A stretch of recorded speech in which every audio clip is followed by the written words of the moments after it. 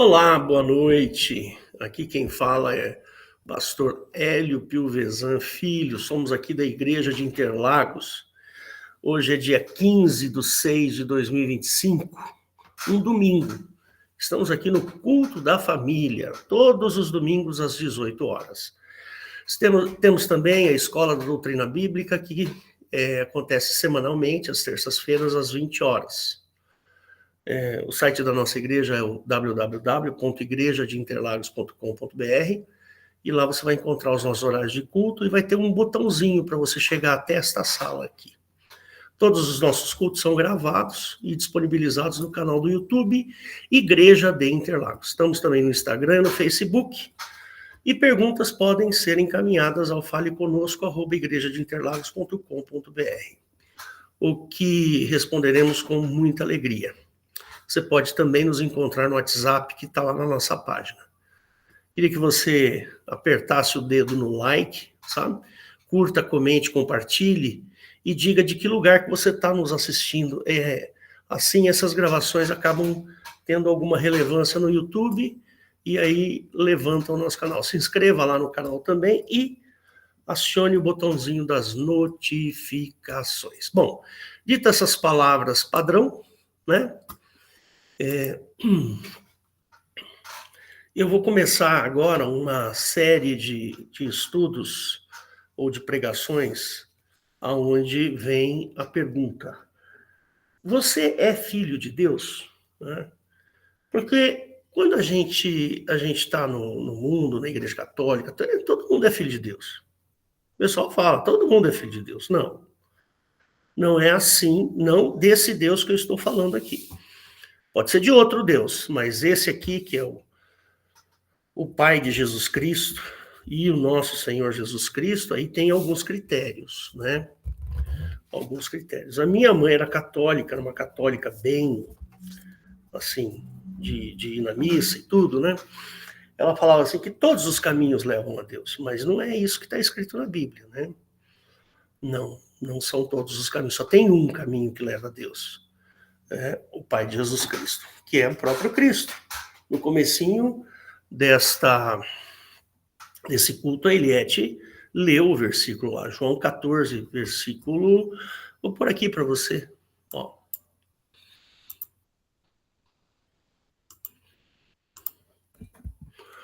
Aqui, ó. João 14, 6. Ó. Disse-lhe Jesus, eu sou o caminho, a verdade e a vida. Ninguém vem ao Pai se não for por mim. Quer dizer, não existe dois caminhos. Não tem dois caminhos, só tem um caminho. Quem é esse caminho? É Jesus. Né? E então não. Esquece essa história de que todos os caminhos levam a Deus. Não. Todos os caminhos, menos um, levam ao inferno. O único que leva a Deus é Jesus Cristo. Então, muita gente fala, mas eu também sou filho de Deus. Eu também... Não, para ser filho de Deus, desse Deus ao qual eu estou falando aqui, que é o Pai de Jesus Cristo, e o Senhor Jesus Cristo, tem alguns critérios. Né? Tem alguns critérios. Uma vez eu estava discutindo isso com um amigo meu, né? Esse meu amigo, ele é mestre em religião. Ele não fez teologia, não. Ele fez história e depois ele fez o mestrado em religião no Mackenzie.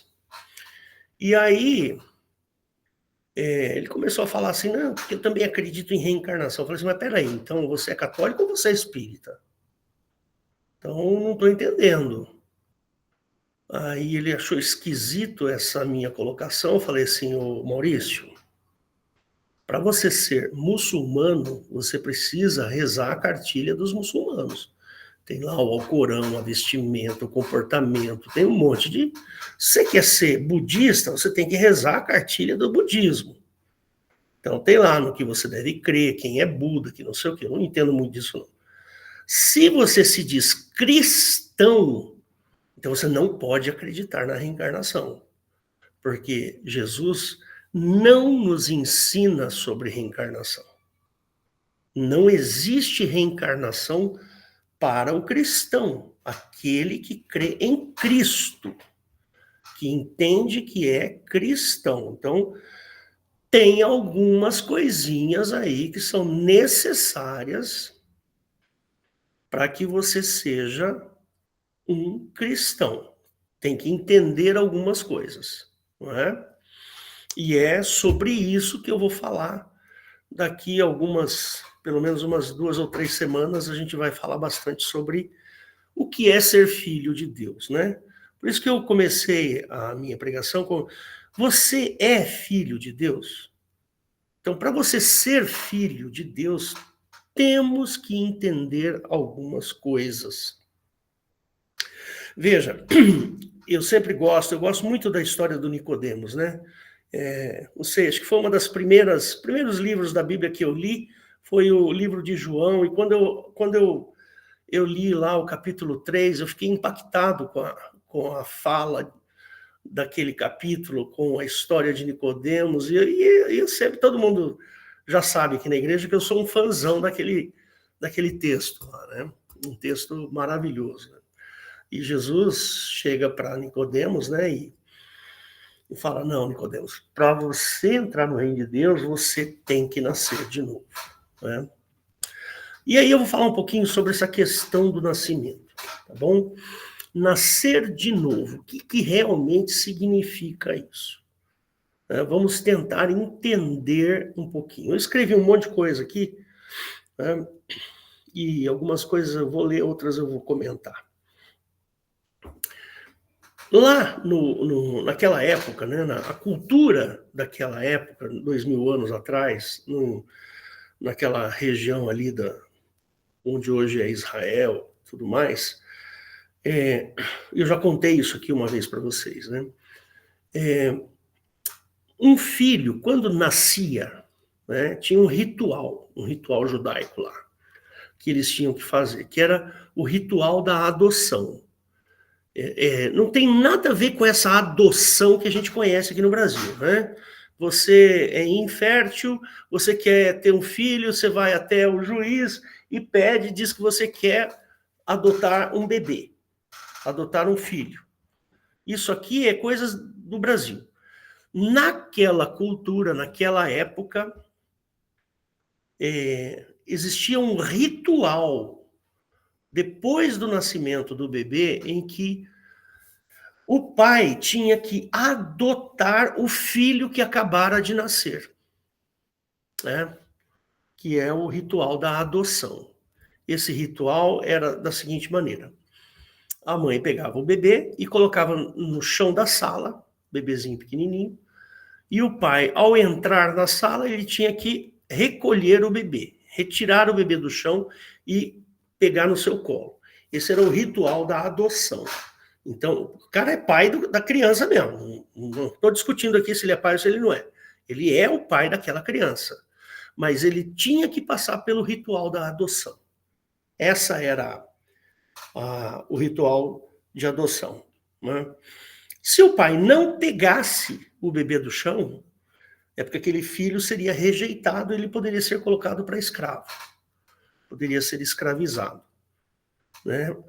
Lembrando que cuidado com a imagem de escravo. O escravo, lá naquela época, não é a mesma coisa que ocorreu na época das colonizações. Aquele escravo típico negro que o dono daquele escravo pune, bate, enfim, você já conhece. Não tem nada a ver.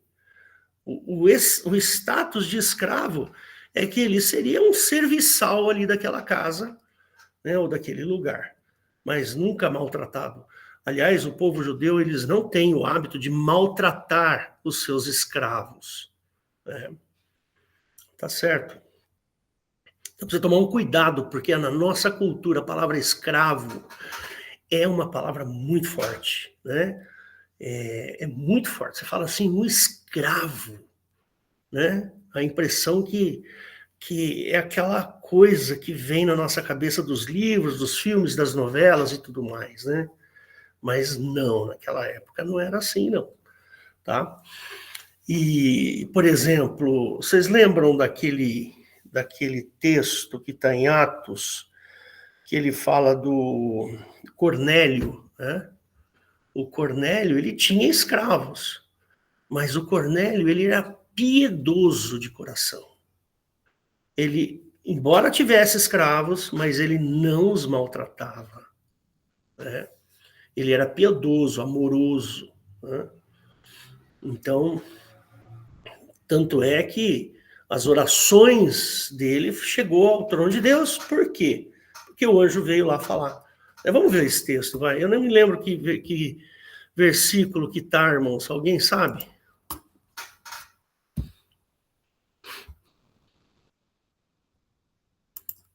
Acho que é 9, né? Atos 9, talvez.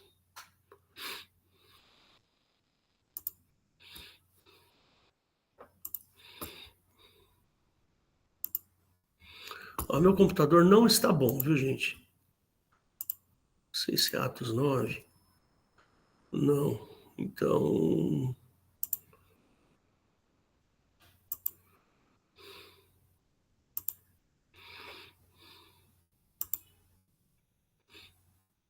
Ô, irmãos, ajuda aí, vai. É Atos 10, pastor? 10, né? É. Obrigado, Eliette. E havia em Cesareia um homem por nome Cornélio. Aliás, vocês sabem qual que é a origem dessa palavra Cornélio? Eu já fui pesquisar uma vez, né? Na Grécia, quando você colocava... Tinha algumas estátuas em que eles colocavam chifres na cabeça de homens, né? Eram cornos na cabeça do homem. Hoje, a gente tem uma conotação pejorativa de corno, né? Mas a palavra Cornélio vem de corno. O que significa colocar cornos na cabeça de uma pessoa? É sabedoria. Então, sinal de sabedoria é quando, naquela estátua, eles faziam um corno aqui, eles faziam um chifre, 2 chifrinhos assim, né? Então, hoje pra gente já é muito estranho, mas se vocês forem ver imagens daquela época, vocês vão provavelmente se deparar com homens com cornos. E a palavra Cornélio vem daí, vem de sabedoria, né? É o centurião da corte chamada italiana, piedoso e temente a Deus com toda a sua casa, o qual fazia muitas esmolas ao povo e de contínuo orava a Deus. Este, quase à hora 9ª do dia, viu claramente uma visão de um anjo de Deus que se dirigia para ele e dizia, Cornélio, o qual, fixando os olhos nele, muito atemorizado, disse, que é, Senhor? Disse-lhe, as tuas orações e as tuas esmolas têm subido para a memória diante de Deus. Agora, pois, envia homens a Jope e manda chamar a Simão, que tem por sobrenome Pedro. Este está com um certo Simão curtidor, que tem a sua casa junto ao mar. Ele te dirá o que deves fazer. Então, olha lá, e retirando-se o anjo que lhe falava, chamou 2 de seus criados. Criado aqui é no sentido de escravo. E um piedoso soldado dos que estavam a seu serviço. E, havendo-lhes contado tudo, os enviou a Jope. Então, a gente precisa tomar um certo cuidado ao lermos esses termos na Bíblia, por causa da cultura da época. A gente precisa tomar esse cuidado. Um escravo não era desta maneira como nós conhecemos hoje. Tá certo? Então, se o filho não fosse acolhido para o pai, ele seria tido como escravo, serviçal. Era essa o ritual da adoção. E eu espero que vocês entendam essa questão, essa palavra adoção, né, que a gente está vendo na Bíblia, que em muitos textos, né, ele fala que somos adotados, né, passamos pela adoção. É justamente fazendo referência a este ritual, o ritual de que você nasceu de novo, você nasceu novamente, e aí Deus entra na sala e te recolhe, e te pega no colo. Então, aí você entra para adoção. Você é adotado por Deus. É esse o sentido da palavra de adoção. Eu vou ler aqui algumas coisinhas para vocês. Antes disso, vamos ler Gálatas 4, de 1 a 7. Espera aí. Vamos abrir aqui.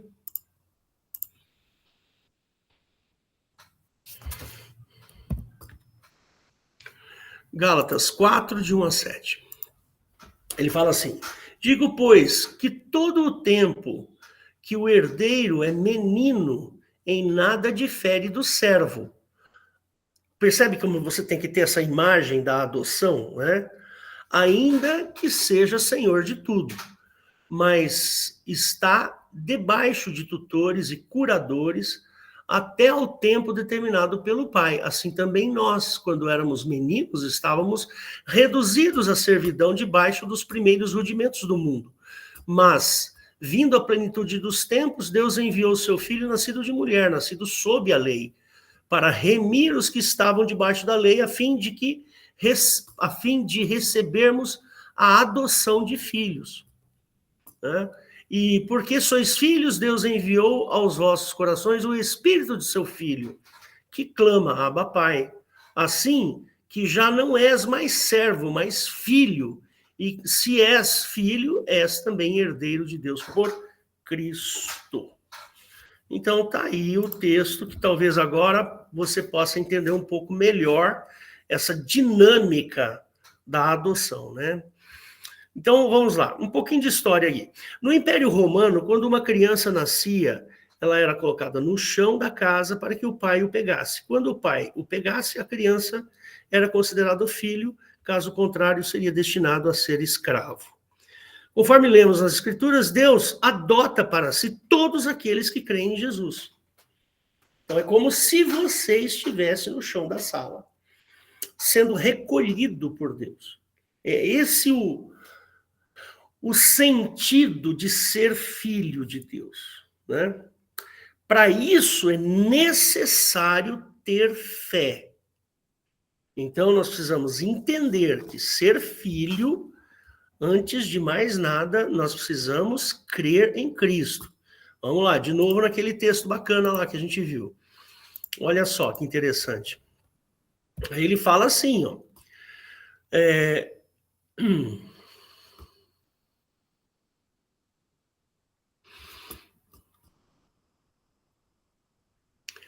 Então, mas vindo a plenitude dos tempos, Deus enviou seu filho, nascido de mulher, nascido sob a lei, para remir os que estavam debaixo da lei, a fim de recebermos a adoção de filhos, porque sois filhos, Deus enviou aos vossos corações o Espírito do seu Filho, que clama a Pai.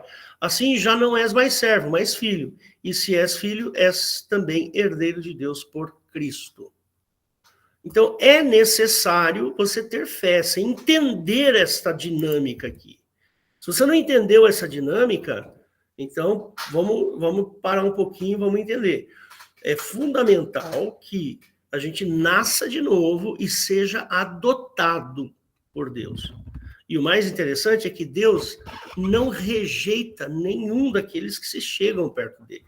Mas nós temos que se achegar a Deus com fé. Se não tivermos a fé, a crença, a determinação, talvez, vamos dar aqui um pouquinho a palavra fé, porque ela é muito mal utilizada, né? Mas se você não tiver aquela crença, aquela convicção, fé é ter convicção na existência de Deus. É ter convicção, tá passando um corpo de bombeiros aqui fazendo esse barulho aí. Se você não tiver essa convicção, então é necessário que a gente se achegue a Deus com convicção, com fé, com certeza. Né? A gente não pode duvidar. Deus existe, eu creio nele e eu o respeito. É assim que nós temos que ser. Né? Então é necessário se achegar a Deus. Né? Então Deus adota todos que creem em Cristo. A própria figura da adoção nos relembra a doutrina bíblica da eleição. Quando Jesus é gerado eternamente por Deus, nós, como crianças adotivas, somos graciosamente escolhidos para participar deste plano de salvação. Então, a primeira coisa que a gente precisa é nascer de novo. Nascer de novo vou explicar direitinho o que é nascer de novo para você. Nascer de novo é quando você reconhece que você é incapaz de se achegar a Deus. Isso é nascer de novo. Quando você reconhece a sua incapacidade.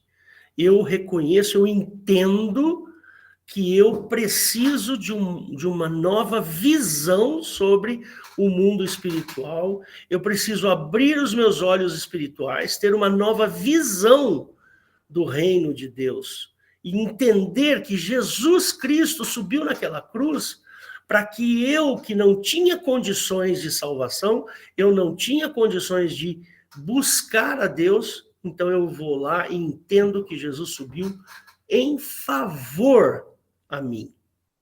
Né? Jesus Cristo, ele favoreceu a minha chegada a Deus. Se Jesus não tivesse morrido naquela cruz, nós não teríamos acesso ao Pai, assim como a gente leu no começo lá, né? O caminho, a verdade e a vida, ninguém vem ao Pai senão por mim. Né? Então, essa figura da adoção nos faz participantes da salvação, do plano de salvação de Deus. O Jeová, naquela época, ele, lá no começo dos tempos, né, Jeová foi lá e usurpou a Deus, usurpou a posição divina, né, e foi lá e disse que, olha, quem pecar, certamente morrerá, o salário do pecado é a morte. E aí Jesus arquitetou um plano para a derrubada desta lei. Né? Para enfraquecer a lei, ela é considerada fraca no Novo Testamento. Não é? Ele fala da inutilidade, da fraqueza da lei. Percebe? Você quer ver onde que está isso? Eu vou mostrar para você. É bom que essas bíblias modernas, eletrônicas aqui, se a gente acha tudo, né? Stop, peraí. Show my screen anyway. Ok. Eu acho que é Filipenses, capítulo 2. Né? Então, vamos procurar que é mais fácil.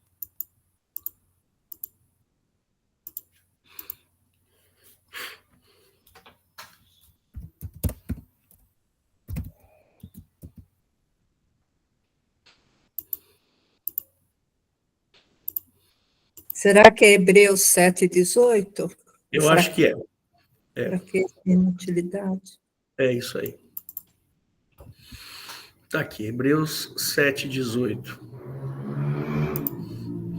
Ele fala assim, porque o precedente mandamento é abrogado por causa da sua fraqueza e inutilidade. Olha que palavras fortes que ele está falando aqui. Pois a lei nenhuma coisa aperfeiçoou. Desta sorte é introduzida uma melhor. Olha só, olha que força dessa palavra, Eliette. Uma melhor esperança, pela qual chegamos a Deus. Né? Então, a lei ela é inútil e fraca. Essa é a questão toda. Então, Jesus, por causa dessa inutilidade, dessa fraqueza da lei, que a lei ela não aperfeiçoa, ela não muda o coração do sujeito, ela não muda os pensamentos, ela não muda a forma de você enxergar o próximo. Percebe? A única coisa que muda o nosso coração é o amor. Jesus falou, olha que nível que Jesus teve que chegar, né? Olha o nível que Jesus teve que chegar. Ele falou assim, ama o teu próximo como eu vos amei. Percebe? Poxa vida, ninguém sabe, né, que a gente precisa amar. Os judeus não sabiam. Não sabiam que tinha que amar o próximo. Não. E aí Jesus teve que descer o nível e falar assim, gente, vocês precisam amar o próximo aí, como eu amo vocês. Vamos lá, vamos mudar esse coraçãozinho de pedra aí, vamos parar de olhar para o irmão só como uma oportunidade de negócios. Você olha para o irmão, posso vender aquele negócio para aqueles caras ali, ó. Posso? Não. Por isso que nós somos irmãos. Irmãos. O que significa ser irmão? É ter o mesmo pai.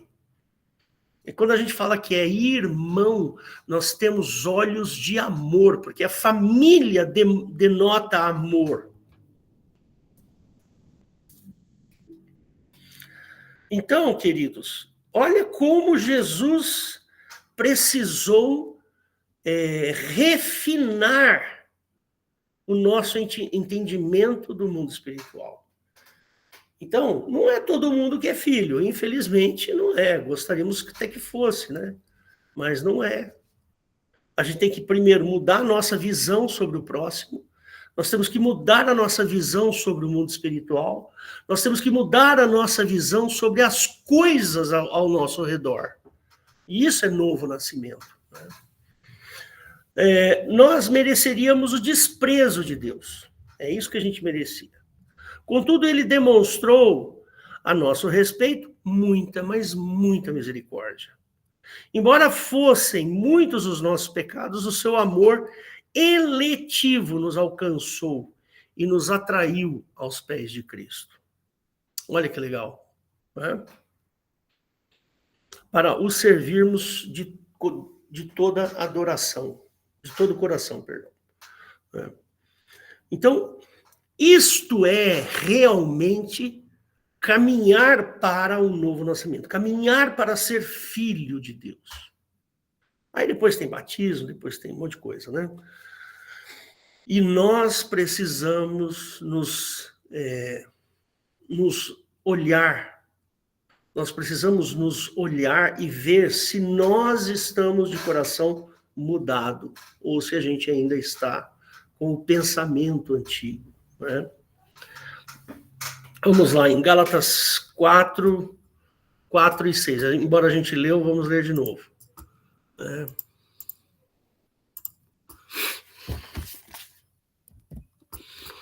Em Gálatas 4 a 6, ele fala assim: mas vindo a plenitude dos tempos, Deus enviou o seu Filho, nascido de mulher, nascido sob a lei, para remir os que estavam debaixo da lei, a fim de recebermos a adoção de filhos. Aqui ele está falando da troca de paternidade. E porque sois filhos de Deus, porque sois filhos, Deus enviou aos vossos corações o Espírito do seu Filho. Aqui, ó, essa palavra, o Espírito de seu Filho. Vamos lá.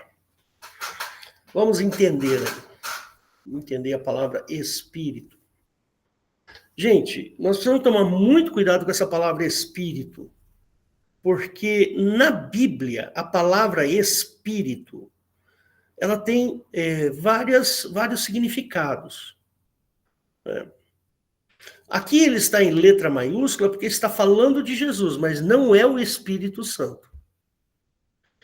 Aqui ele está dando para nós, ele está enviando para nós, no nosso coração, condições para que a gente alcance a estatura de Cristo. Mas pode ser o Espírito Santo aqui também, né? A gente teria que pegar no grego. Mas eu entendo assim, a palavra Espírito, gente, toma cuidado. A gente precisa tomar cuidado, que espírito não é aquele fantasma, sabe? Aquilo que a gente tem como alma e espírito, fantasma, né? Uma coisa fantasmagórica, né? Tanto é que em inglês fala Espírito Santo é Holy Ghost, né? O Espírito Santo em inglês é Holy Ghost. Ghost a gente traduz do inglês como sendo fantasma, mas não é necessariamente fantasma. Nós traduzimos e usamos essa palavra fantasma de maneira até pejorativa, né? Até meio, sei lá, meio estranho falar isso. Mas este espírito Ele nos enviou o Espírito do seu Filho, significa que ele está nos dando condições para mudarmos e sermos parecidos com Cristo. É isso que ele está dizendo aqui. Não sei se eu consegui me expressar bem, mas é esse o amor, né? Quando veio a plenitude dos tempos, Deus enviou seu Filho, nascido de mulher, nascido sob a lei. Ou seja, para Jesus pecar não custava nada. A Bíblia fala que em tudo ele foi tentado, mas não pecou. Interessante, né? Então, essa graça é uma demonstração gigantesca do amor de Deus pelo homem. Então, o amor de Deus por nós é muito grande, gente.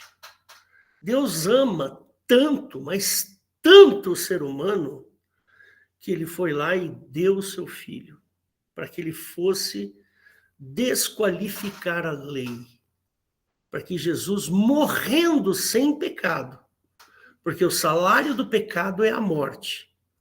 Aquele que pecar, a alma que pecar, esta morrerá. Lei ao contrário. A morte só é destinada aos pecadores.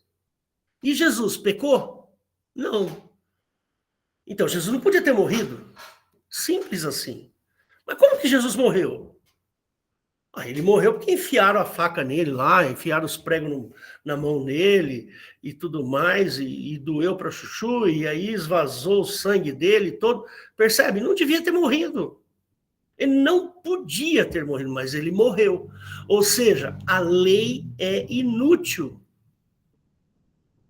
Como é que a lei mata alguém que não tem pecado? Foi esse o plano gigantesco da mente de Cristo.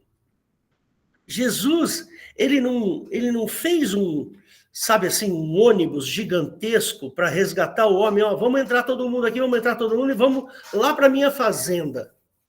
Vamos lá para o outro planeta. Não, Jesus não pensou assim. Jesus falou assim, eu vou dar uma rasteira nesse Satanás aí, nesse Jeová. Sabe como? Eu vou morrer, eu não vou pecar, eu vou morrer e eu vou inutilizar a lei. Foi isso que ele fez. O Satanás, ele nem imaginava que Jesus ia fazer isso. Ele não imaginava. Ele pensava assim, eu vou mostrar coisas horríveis para esse cara e ele vai acabar cedendo à tentação. Lembra aquela história do deserto lá, né? Ele foi lá, mostrou todos os reinos deste mundo, mostrou isso, mostrou aquilo, fez isso, fez aquilo. Atacou Jesus no estômago. Olha, você está com fome, fala para essas pedras se transformar em pães.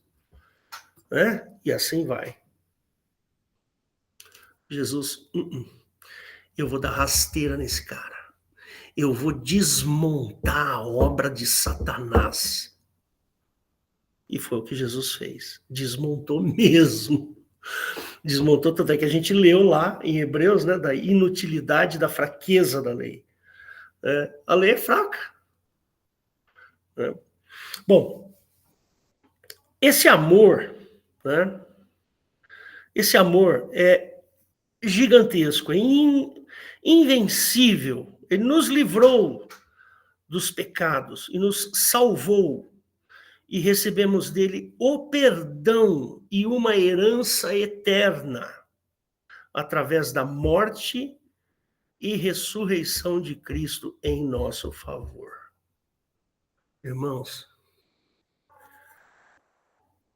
que sujeito incrível, que sujeito tremendo, que mente maravilhosa.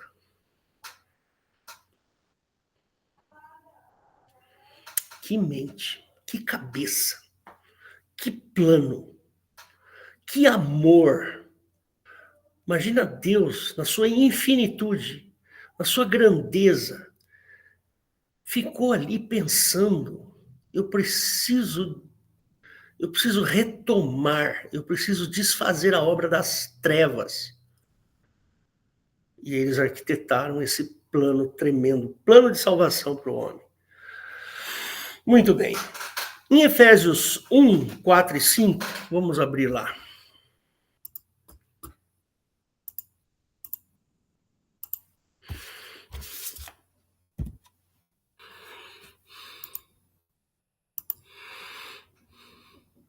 Ele fala assim, como também nos elegeu nele, antes da fundação do mundo, para que fôssemos santos e irrepreensíveis diante dele em amor.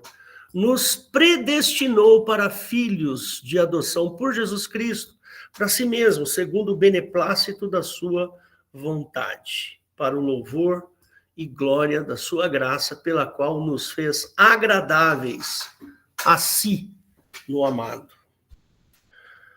Que tremendo, irmãos, que coisa incrível, né? Então ele nos elegeu, né, para que fôssemos santos e irrepreensíveis e nos predestinou para a adoção. Gente, temos que tomar cuidado com essa palavra predestinou aqui, viu? Predestinou. Precisa tomar cuidado com isso aqui. Não é de predestinação. Você acredita em predestinação? Né? Como se já alguém tivesse escrito, né, toda a sua vida num papel e a sua vida está correndo de acordo com o que está escrito naquele papel. Não é isso, não é isso. Esse predestinou, ou seja, ele nos deu um destino, ele deu para nós uma possibilidade de sermos adotados. Ele nos... É como se eu tivesse assim, irmãos. Eu pego um carrinho e esse carrinho tem um motorzinho e eu viro esse carrinho naquela direção. E o carrinho vai andando para lá. Ou seja, o Senhor Jesus, ele falou assim, olha, você estava aqui na lei.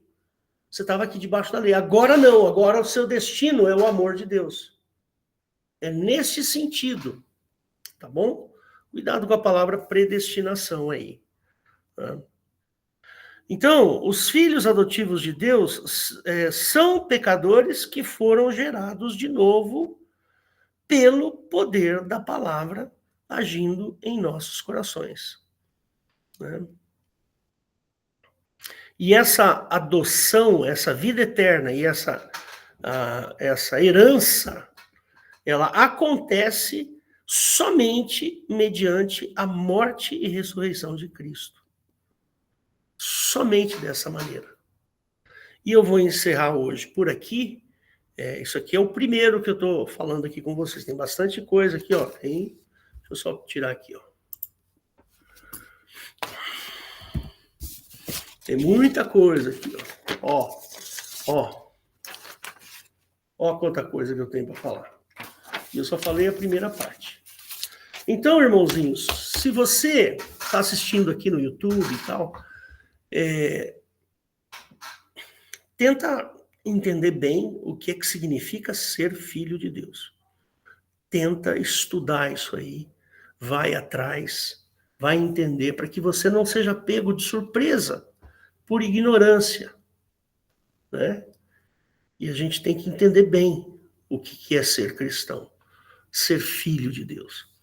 Daqui a pouco, depois que eu terminar essas pregações, você vai falar assim, eu sou filho. Ou você pode chegar e falar assim, eu sou quase um filho, preciso melhorar nisso. E vou completar estas etapas, essa etapa. E aí eu vou me tornar filho de Deus. Faz isso, porque é muito bom. É muito bom. Nós temos caminhado, eu e a minha esposa, a gente tem caminhado há mais de 40 anos nesta vida. A vida do amor de Deus. Essa caminhada onde está o Espírito Santo de Deus, indo ao nosso favor. Eu queria que você fechasse seus olhos, mesmo que esteja assistindo no YouTube, não tem problema. E eu vou fazer uma oração por você. Fecha seus olhos. Jesus Cristo, nosso bondoso Pai, nosso amado, aquele que morreu por nós, Subiu naquela cruz para que nós pudéssemos ficar longe da lei, longe da inutilidade da lei, da fraqueza da lei. Obrigado, Senhor. Obrigado porque o Senhor nos predestinou. O Senhor nos deu uma possibilidade, um destino, um objetivo, aonde nós podemos se achegar a Ti. Obrigado porque o seu filho amado, foi naquela cruz e não a rejeitou, muito pelo contrário. Ele teve uma paixão pela cruz, ele queria subir na cruz. Ele queria para acabar com a obra de Satanás. E nós te agradecemos por isso. Senhor, opera na vida dessas pessoas que estão assistindo esta palavra aqui. Abençoa para que eles possam entender bem o que é ser filho de Deus. Peço, Pai, que o Senhor faça interferências e correções na vida destas pessoas, Pai. Eu te agradeço, Deus, no nome santo e soberano de Jesus. Amém. Amém. Oh, glória a Deus. Deixa eu só acabar aqui com a gravação.